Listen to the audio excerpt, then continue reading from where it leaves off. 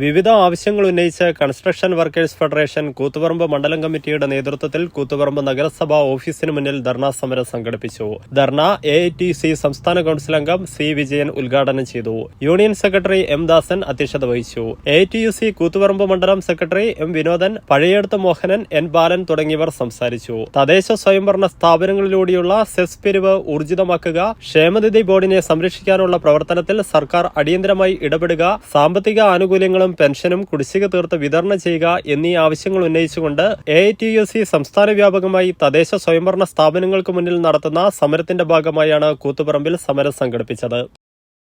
നിങ്ങളൊരു നഴ്സാണോ എങ്കിൽ ജർമ്മനിയിൽ പോകുവാൻ എന്തിന് ലക്ഷങ്ങൾ മുടക്കണം? അതും വിജയം വരെ സൗജന്യ ജർമ്മൻ ഭാഷാ പരിശീലനം യൂറോലീപ് നൽകുമ്പോൾ. Free education, free paper work, free placement assistance. ഇനി സൗജന്യമായി ജർമ്മൻ ഭാഷ പഠിക്കാം, സൗജന്യമായി ജർമ്മനിയിലേക്ക് പറക്കാം. Euroleap immigration consultancy, Kannur, Thrissur and Kollam.